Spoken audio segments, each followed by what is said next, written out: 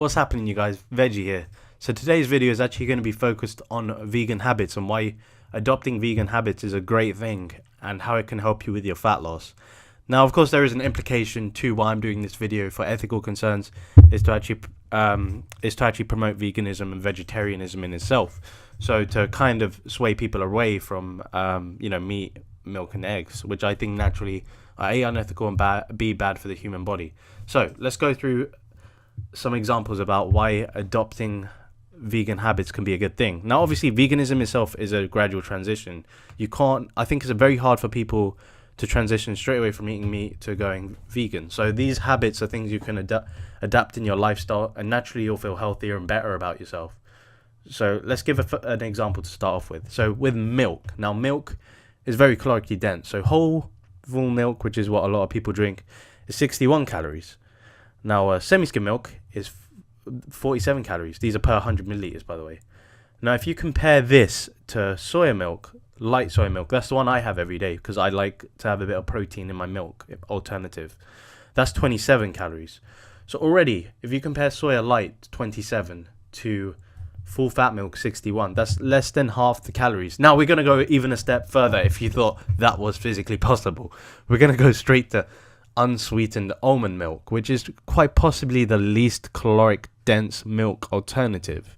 So per 100 milliliters, unsweetened almond milk only has 14 calories, and this is your typical Alpro one. This is the most famous milk alternative brand. So you've gone from 60 to 61 calories of full fat milk to 16 of almond milk. So already we've essentially cut it by less than a third, you guys. You've cut the calories tremendously by changing the milk alternative. And one of the things I myself experienced making this change of dairy consumption is that I felt a lot less bloated, because naturally I believe that milk itself isn't natural for a grown adult. I think that most people, once they reach adulthood, they develop lactose intolerance to some degree. So making this change, I think, will definitely make you healthier. And not only that, it will help you to lose weight a lot easier. So naturally, you've already cut out a third. Now, more than a third. Now, this is obviously for people who consume milk in the morning. Not everyone does that.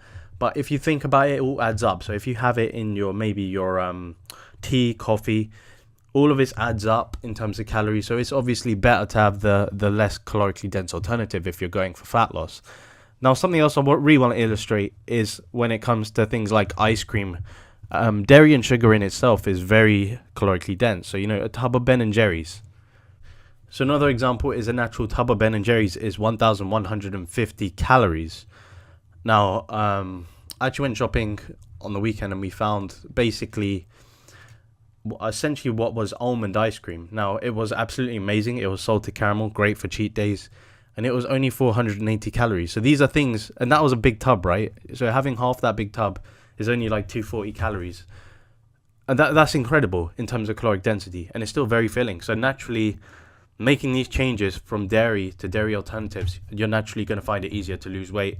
So obviously it helps for sugar cravings, right? So if you're having that one day a week where you're essentially cheating but within your caloric range, if that makes sense, because let's say, for example, I'm on 2200 calories, you're cheating within your caloric range. So I've got 2200 calories, I want to allocate some unhealthy food. Now, the problem with unhealthy food is most of the time it's calorically dense, but with these dairy-free ice creams, you tend to find they're a lot lower in calories. Have these dessert treats, right? You can have all these treats essentially at a lower caloric base. Now, obviously, this changes depending on what product you're talking about.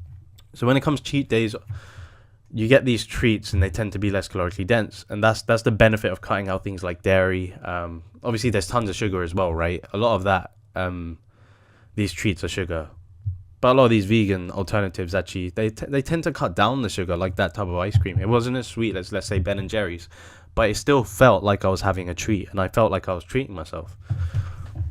So in itself, I think that to reduce caloric intake, it definitely helps to reduce the types of products you eat.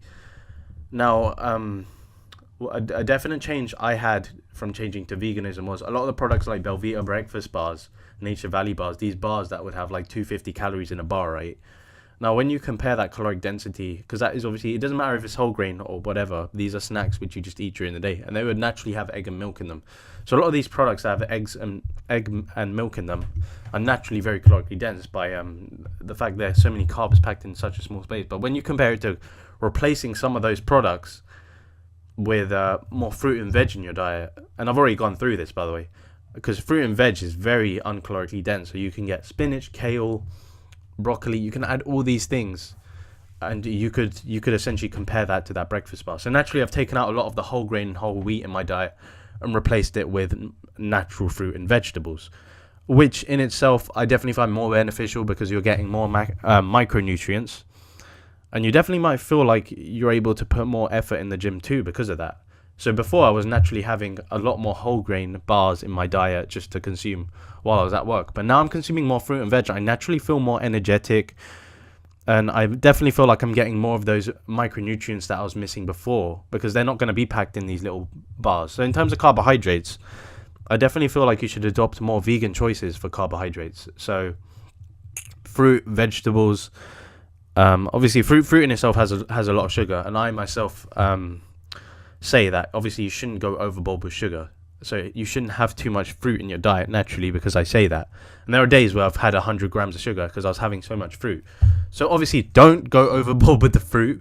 Vegetables, you can pretty much go overboard within your caloric amount. I think fruit is the only problem because naturally fruit is very dense in sugar. So I'd say 5 portions of fruit is like the limit. I've gone further than that before. And just change things up. So different types of fruit, different types of vegetables I find work very well.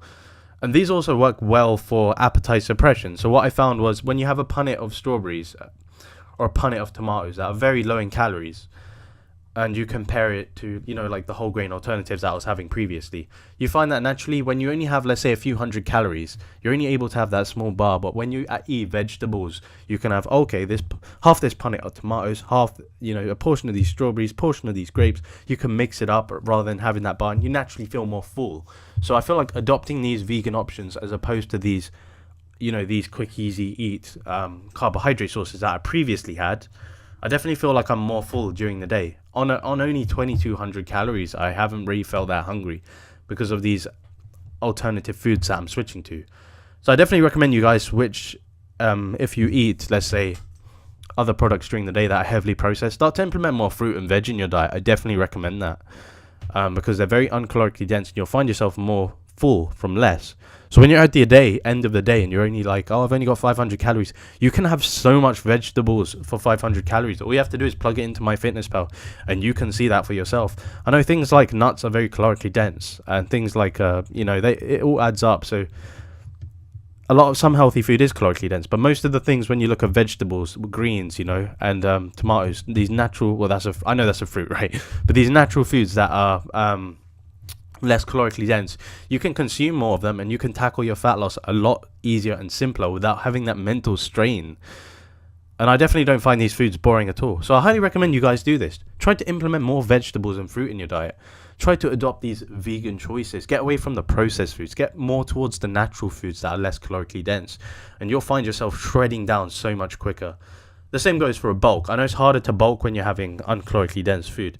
At that point, you might decide, maybe I want more whole grain rice in my diet, or quinoa, or chickpeas, or kidney beans. You can still it's so easy to just consume meals during the day. To increase the caloric density, all you have to do is look for more of those calorically dense vegetables, and it's that simple. So, avocados, chickpeas, kidney beans, quinoa, just mix it all up, and you start to get a more calorically dense meal, as opposed to more of the greens that I have during fat loss, such as spinach, kale, tomatoes, cucumbers, all these vegetables I have when I'm doing fat loss. So anyway, you guys, that's pretty much it summed up. Vegan habits. Adopt those vegan habits, and I'll see you in that next video. Peace.